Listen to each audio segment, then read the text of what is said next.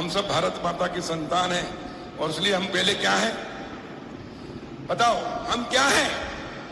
अरे जोर से बोलो, हम क्या हैं? हाँ, मैं हिंदू कमल पटेल। अब सब अपना अपना नाम बोलेंगे। बोलो मैं हिंदू, और अपना नाम बोलो है ना, गर्व से कहो, दोनों हाथ उठा के बोलो, गर्व से कहो। अरे पीछे वाले भी बोलो, भाई तुम नहीं हो क्या? गर्व से कहो। देखो एक रहोगे तो सेफ रहोगे, और नहीं तो 1100 साल मुसलमानों ने राज किया अपने पुरखों पर। कितने साल? और 200 साल अंग्रेजों ने, 1300 साल गुलाम रहे। तो इतिहास से कुछ सीखना चाहिए, और इसलिए अभी समय की आवश्यकता, हम सब एक रहें तो सुरक्षित रहेंगे, और बटेंगे तो, और जातियों में बट गए तो कटना ही है, कोई बचा ही नहीं सकता दुनिया की ताकत। ये जितने अपने रुस्तम बन रहे हैं अपने अपनी जातियों के, ये एक नहीं दिखेंगे। इनके सामने इनकी बेहू बेटियों की, माताओं की हमारी इज्जत लूटेंगे। पहले हो चुका है ये घूंघट प्रथा, ये बाल विवाह।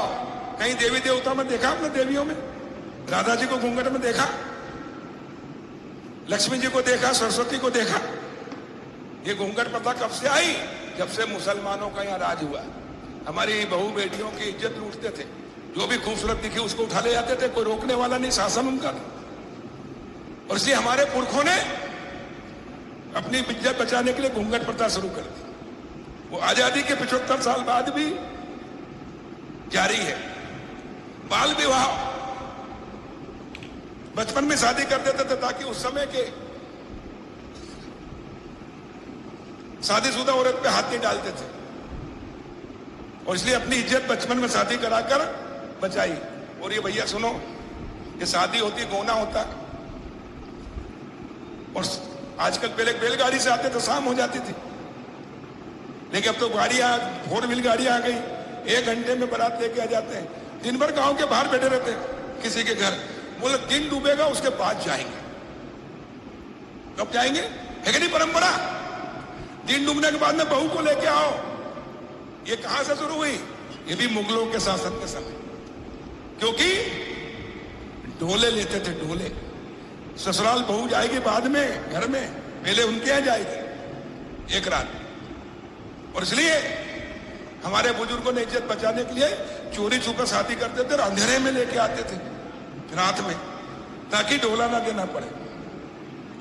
ऐसे कितनी कुप्रथाएं हैं। उस समय आवश्यकता थी इज्जत बचाने के लिए, वो आज भी जारी है। यानी मानसिक रूप से हम भी अब गुलाम हैं।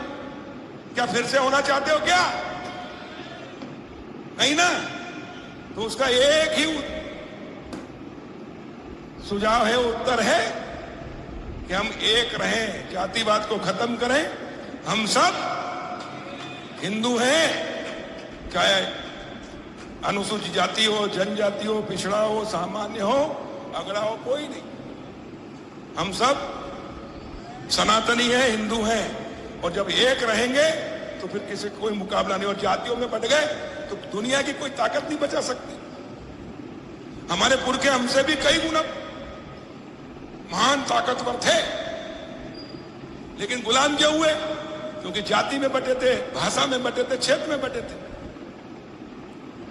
और इसलिए आपसे एक ही निवेदन है कि वो जो पुराने समय में हमारे साथ हुआ, या कश्मीर में जो हुआ, हिंदुस्तान में, आजाद हिंदुस्तान में, कश्मीर के हिंदू पंडित के माता पिता, बाप के सामने बेटी का, भाई के सामने बहन का, बेटे के सामने माँ का, पति के सामने पत्नी का बलात्कार करते, स्तन काटते जांघों में। जब जाके कश्मीर से पलायन किए, जो चांदी की चम्मच लेके पैदा हुए थे, उनके लिए 1 कप दूध के लिए तरस गए, चाय के लिए। अपने देश में शरणार्थी बने, वो तो भला हो इस देश की जनता का, जिन्हें प्रधान